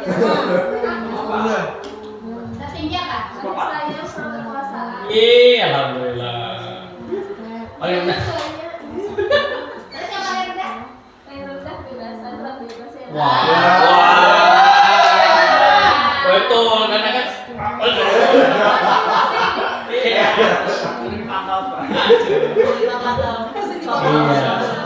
Silakan rekan-rekan, alhamdulillah. Salah satu aktivitas yang menyenangkan adalah ngecek dirinya sendiri nih. Ya. Ternyata ya saya itu ini, ternyata ya saya itu ini. Ketemu Bu Dewo, nggak apa-apa Bu Dewo. Ini Bu Dewo, intinya skornya kita lihat ini ya. Ini. Nah, yang paling tinggi apa? Yang paling rendah apa? Ya, paling tinggi apa? Yang paling tinggi apa? Ini 36. 36 itu adalah kesenangan. Wah, berarti senang terus Dew. Di balik cemberutnya terus senang terus. Nah, ya stres terus. Oke, sudah cukup ya kira-kira ya. Lanjut 2 materi terakhir mengenai posisi kontrol kita sebagai seorang guru rekan-rekan sekalian. Ini juga batal dan harus saya sampaikan. Jadi kita sebagai seorang guru itu di sekolah punya peran ini 5 posisi ini. Entah kita ada di level mana nantinya kita lihat. Yang pertama, apakah kita sebagai penghukum? Apakah kita sebagai pembuat rasa bersalah pada saat kita menangani anak-anak, atau sebagai teman, sebagai pemantau, atau sebagai manajer? Dan nanti idealnya, harapannya bersama kita ada di posisi mana akan kita coba sharing. 5 posisi kontrol ini rekan-rekan. Yang pertama adalah penghukum, yang kedua pembuat rasa bersalah, teman, pemantau, dan manajer. Biasanya posisi penghukum ini dia sangat suka dengan apa ya bahasanya ya, hal-hal yang berbau fisik yang verbal. Apa bu bahasa kita kota itu? Bahasakan, marahinya gitu. Caranya berarti nadanya kalau nangani karena itu tinggi nadanya, matanya melotot-lotot, awalnya panjang lah. Sudah tukang. Nah, nada-nadanya atau kata-kata yang muncul seperti ini. Patuhi aturan sekolah ya, atau awas kawan. Jadi dia cenderung mengancam kalau posisi sebagai penghukum. Terus misalnya kamu selalu terus kamu yang salah. Jadi kira-kira kalau penghukum ini perasaan hati anaknya bagaimana Bu? Sedihkah dia atau bagaimana? Murungkah dia atau bagaimana perasaan hati anak? Kalau dia dihajar, dikasih ini sama gurunya, kata-kata seperti ini, cenderung dia akan merasa sangat minder gitu ya. Kalau kita posisinya sebagai penghukum. Dan harapannya saya semua rekan-rekan sekalian, jangan sampai kita ada di posisi ini sebagai penghukum. Otomatis ini sangat tidak baik untuk kita. Citra image kita sebagai guru jangan sampai begini. Memang emosi kita itu enggak tidak stabil naik turun ini. Cuma semaksimal mungkin jangan sampai kita ada di posisi penghukum. Posisi kedua sebagai pembuat rasa bersalah. Nah ini mainnya biasanya kita main perasaan. Jadi yang kita mainkan itu adalah moodnya anak, perasaannya anak. Jadi nada suara yang kita lakukan pendekatan dengan anak itu adalah memelas, halus, cuma nyakitin, gitu, nyelekit kita tuh, merapat pada anak. Dia ngomongnya langsung nembak ini, ngomongnya, bapak sangat kecewa sekali dengan Muna. Itu bagaimana perasaan anak kita itu? Kalau dengar kata-kata itu, pasti dia sangat down gitu ya, semangatnya sampai hancur itu. Jadi jangan sampai kalau ada anak punya masalah, kita tambahin lagi dia merasa bersalah. Terus ada lagi ilustrasi bagaimana ini kalau walimu sampai tahu kamu berbuat begini. Jadi jangan sampai peribahasa itu dia udah punya masalah, jangan sampai lagi kita masalahnya itu kita buat lebih runyam. Saya sampai menyebar keluar. Jadi konsep ini juga saya sudah terapkan. Saya tidak mau jadi orang yang sebagai pembuat rasa bersalah. Dan lagi-lagi sepakat sama-sama posisi ini harus kita hindari. Jangan sampai kita menjadi orang yang menangani anak sebagai pembuat rasa bersalah. Yang ketiga, kita ada di posisi teman. Teman itu dia lebih mengajak ya, easy going orangnya. Artinya apa ya? Nyambung itu artinya anak itu sama kita dia tidak segan gitu. Nada suaranya yang kita pakai pada saat pendekatan dengan anak itu ramah, akrab, cenderung akrab hubungannya dan suka bercanda. Dan ini level yang boleh kita lakukan atau menjadi teman. Menjadi teman ini juga ada plus ada minusnya rekan-rekan. Kalau plusnya apa? Kita mudah dalam tanda kutip mempengaruhi anak untuk hal yang positif. Kalau negatifnya anak-anak apa ya? Kalau kita tidak memenuhi ekspektasi atau harapannya, anak-anak itu bisa cenderung kecewa dengan kita gitu. Jadi juga harus pas-pas posisi sebagai teman ini. Dalam tanda kutip itu ya harus jaga jarak intinya gitu. Bentuk ekspresi kata-katanya adalah ayo bantulah demi bapak ya, ayo anak bantu bapak, jangan khawatir itu lagi ya demi bapak nih, atau bilang gini, ya sudah kali ini tidak apa-apa, nanti ibu bantu bereskan. Jadi ceritanya kita memposisikan diri sebagai teman, dan ini masih dianggap wajar. Artinya rekan-rekan sekalian sebagai guru memposisikan diri sebagai teman dengan murid juga boleh, cuma kalau bisa dihindari, jangan sampai terlalu dekat juga ini. Selanjutnya yang keempat adalah pemantau. Nah, pemantau ini biasanya posisi guru sebagai ini dia suka tuh dia bikin data catatan. Oh si siapa nih? Si Adit kemarin begini lakunya. Dicatatinya, terus pas Adit melakukan kesalahan hari esoknya disampaikan catatan tadi. Jadi dia berbasis data rekan-rekan sekalian. Dan dia tahu perilaku anak itu tadi si A hari ini kelakuannya kayak ini, jamnya ini nggak masuk, jam ini ternyata dipantau sama gurunya. Nada suaranya terpantau data, sifatnya formal, tidak juga jadi teman, tidak juga artinya sebagai penghukum dan segala macam. Terus dia strict to the rules, artinya patuh pada aturan. Ini loh tatib kita nak menawahi kot ini, ya sudah awak kelak dia kena ini dua mendukung, tidak juga membela ini. Jadi dia, kamu tahu kan sanksinya seperti apa. Jadi idealnya rekan-rekan sekalian, kita itu berada di level 4 pemantau sama yang terakhir ini sebagai manajer. Kalau manajer ini kita artinya buka dua sisi komunikasi dengan siswa dan murid. Ada pola komunikasi, membuat komitmen. Jadi anak-anak sama guru itu diajakin ngobrol, cari solusi bersama mengenai permasalahan yang dihadapi. Nadanya tulus, tidak kaku, dan mendekat dengan murid. Intinya begitu. Jika kamu meyakininya, apa kamu bersedia memperbaikinya? Jadi ada komunikasi. Dia udah tahu dulu keyakinan yang kita buat tadi di awal. Oh, tahu dia kesalahannya apa. Baru tawari. Kira-kira kalau kamu melanggar ini kayak apa yang solusi yang kamu tawarkan. Gitu. Jadi anak itu tidak kita hukum, cuma kita ajak dia berpikir, cari solusi bersama bagaimana dia menyelesaikan permasalahannya tadi. Misalnya kalau si Muhammad Zikri Fatullah tadi ya sering terlambat ke sekolah, tanyain dulu kenapa dia bisa terlambat ke sekolah padahal rumahnya dekat. Baru cari solusinya. Kalau kamu terlambat ke sekolah berarti keyakinan kelas kita apa kemarin? Datang tepat waktu. Oke, kamu bersalah? Ya, berarti dia bersalah. Dia mengakui bersalahnya. Solusinya bagaimana? Siapa? Saya akan siap bangun pagi. Saya mau pasang alarmnya. Jadi anak-anak itu kita giring bagaimana dia coba untuk mencari solusi atas masalahnya sendiri. Jadi bukan kita yang memutuskan. Jadi ada komunikasi dua arah dan dia coba cari solusinya sendiri. Jadi rekan-rekan sekalian, dari 5 posisi kontrol kita sebagai seorang guru dalam hal mendisiplin anak. Harapannya kita ada di posisi paling top, posisi manajer. Mentok-mentok turun ada di posisi pemantau atau teman, tidak masalah. Kira-kira yang sering jadi teman di sini siapa? Pak Hari misalnya, tidak masalah Pak Hari, Pak Imam, karena masih juga muda, Bumala misalnya. Memang begitu kecenderungannya, karena kita coba memposisikan diri kita ada di posisi mereka. Beda memang artinya dari segi usia, cara penanganan anak beda-beda. Tapi idealnya kita harapkan semua rekan-rekan guru di sini punya posisinya sebagai manajer. Ada yang mau ditanyakan dulu? Teman-teman ya, komitmennya bisa jadi manajer. Terakhir, materi terakhir, ini apa ilustrasinya? Tadi motivasinya begitu, bla bla bla, bisa kawan-kawan simak.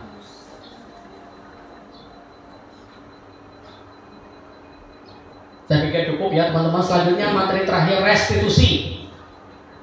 Ini yang saya tawarkan. Jadi ada 3 dalam hal mengenai anak-anak tadi. Yang pertama paling jadul itu adalah menerapkan hukuman. Yang kedua tadi apa? Konsekuensi. Yang ketiga yang ditawarkan adalah di materi yang kami dapat adalah restitusi. Apa itu restitusi? Proses menciptakan kondisi bagi murid untuk memperbaiki kesalahan mereka sehingga mereka bisa kembali pada kelompok mereka dengan karakter yang lebih kuat. Seperti yang saya kasih ilustrasi tadi dengan si Muhammad Zikri Fatullah tadi di bawah tadi. Restitusi. Jadi anak-anak kita ajak komunikasi, ada komunikasi 2 arah dulu, tidak langsung 1 arah aja. Ya sudah, kamu terlambat bersihkan musola. Ini sudah, kamu terlambat bersihkan sampah-sampah yang di sini. Ya karena dia cuma efeknya nggak balik ke dia, positifnya nggak kena. Jadi kita ajak anak-anak itu bagaimana caranya sampai besok dia nggak terlambat lagi. Diberi tips, ya sudah nak, kamu minta tolong bapakmu untuk bangunin kamu subuh-subuh. Segera bangun subuh. Saya akan siapa bangun subuh. Mandi duluan biar mata saya nggak ngantuk di sana. Jadi ide solusinya muncul dari anak itu sendiri. Kurang lebih gitu. Ciri-cirinya gini rekan-rekan sekalian. Sifatnya tawaran tadi, bukan paksaan. Yang dibaiki hubungannya. Jadi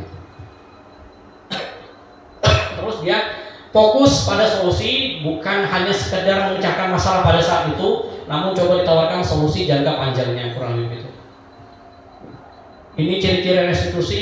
Dan terakhir mengenai segitiga restitusi. Ini tahapan-tahapan yang harapannya bisa teman-teman laksanakan dalam menindak anak-anak kita yang dalam hal ada masalah. Ada 3 tahapan dalam segitiga restitusi. Yang pertama adalah menstabilkan identitas. Jadi kalau ada anak-anak itu ada yang salah, kurang tepat kelakuannya di sekolahan, jangan langsung kita menghakimi gitu, jangan mainkan perasaannya, jangan langsung dihukum, tapi coba dia moodnya tadi diajak untuk tenang dulu, intinya diselami dulu psikologisnya, misalnya dengan cara menanyakan, nak, bapak itu juga pernah sering terlambat di sekolah, cuma bapak itu punya solusi bagaimana cara menghilangkan keterlambatan saya. Jadi artinya apa ya, kita coba memposisikan diri sama seperti dia. Oh ternyata Pak Guru juga pernah salah, tapi dia punya solusi, bagaimana saya juga punya solusi seperti Pak Rujali untuk tidak terlambat lagi. Jadi tidak dia dijudge dirinya itu selalu bersalah kalau datang terlambat. Jadi kondisinya distabilkan dulu. Anak-anak itu kalau kita menindak anak-anak. Selanjutnya validasi tindakannya salah. Kamu tadi melakukan apa? Sadar kesalahanmu apa? Suruh dia mengungkapkan ulang kesalahan tadi. Ya Pak, saya tadi terlambat. Apakah itu sama dengan kesepakatan di sekolah? Nah itu kaitannya di keyakinan kelas. Jadi dia diajak lagi untuk mereview, merecall tentang peraturan yang dia sepakati di kelasnya tadi. Jadi dia akan muncul, artinya solusi yang muncul dari dirinya. Harapannya solusinya bukan dari kita. Jadi sebenarnya ya bentuk hukuman itu pada dasarnya tidak efektif. Harapannya efektif adalah dengan ada konsekuensi dan restitusi. Kurang lebih begitu rekan-rekan sekalian. Sampai di sini ada yang mau dikonfirmasi? Kalau tidak ada, ini adalah materi terakhir. Harapannya semoga bisa rekan-rekan aplikasikan. Jadi nanti pada saat kita praktek mengajar di kelas, jika mendapat permasalahan anak-anak, janganlah kita sampai menjadi penghukum, pembuat merasa bersalah, minimal jadi teman, maksimalkan jadi pemantau dan menjadi manajer. Setelah itu cara menanganinya dengan 3 tahapan ini. Dibaiki dulu mood perasaan anak itu, dipola dia tenang dulu, ini itu perasaannya, dia sadar sama kesalahannya, terus coba cek dulu dia tahu nggak kesalahannya di mana gitu, baru coba tawarkan solusi dari dia seperti apa. Bahasa sederhananya itu begitu dari 3 ini. Kurang lebih begitu rekan-rekan. Dan ini adalah contoh dokumentasi saya menerapkan proses kegiatan restitusi di sekolah EKAM. Bisa disimak videonya seperti ini. Sorry kalau suaranya agak kencang. Saya ambil sampel kemarin di kelas 10A, tidak sebenarnya melakukan, cuma praktek aja. Jadi kurang lebih begini.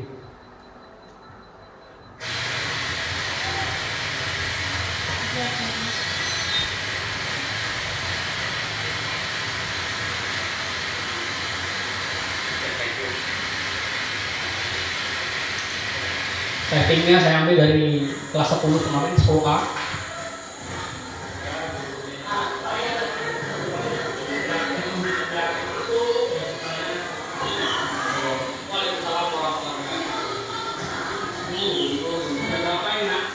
Aktornya adalah si Guntur, pemerannya, kameramennya kemarin adalah si Arya. Jadi anak-anak itu punya bakat sebagai saya. Bikin karya-karya ini Bisa mereka bikin karya-karya.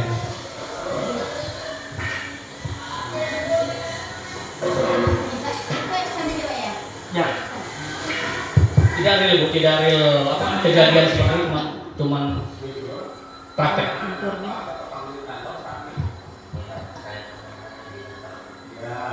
Tadi Guntur berangkat ke sekolah dari kapan? Guntur tahu jam berapa peraturan kita masuk ke sekolah kita ini. Menurut Kosongin dengan kita Guntur dia. berangkat dari kita malam di jam 15 ini. Setelah itu dilanjutkan dengan masuk kelas jam 3. Apakah Guntur sudah ada di Pak Guru? Oke. Nah, setiap orang pasti pernah melakukan kesalahan. Itu tahapan apa tadi? Setiap orang pernah melakukan kesalahan. Itu tahapan apa namanya rekan saya? Menstabilkan identitas atau moodnya tadi. Dibuat dia tenang dulu, biar dia tidak merasa bersalah. Nah, tadi gitu. Terlambat datang masuk ke kelas. Namun di sini Bapak tidak menjadi siapa saya dan siapa saya. Kita coba mencari bagaimana Guntur tidak terlambat lagi datang ke sekolah di hari ke depan mereka. Ya, Guntur, mereka yang pertama, kenapa alasannya sampai terlambat ke sekolah kali ini?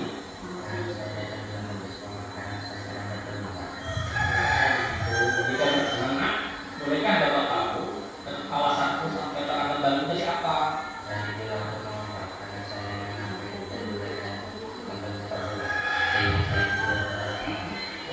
Oh, jadi kita bersyukur. Jadi setelah kita stabilkan apa namanya keadaan perasaan hatinya, baru kita tanya mereka kenapa sampai bisa terlambat gitu ya. Jadi kita gali dulu alasannya terlambat. Jadi jangan langsung kita hakimi, kamu terlambat jam saya sudah kamu keluar sana gitu. Bla bla bla bla bla.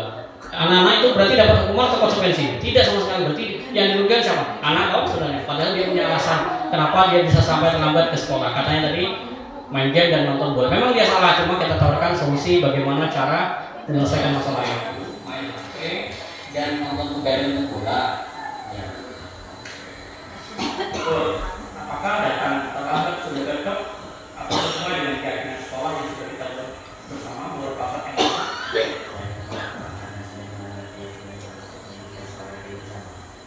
Apakah Guntur masih ingat dengan keyakinan kelas kita?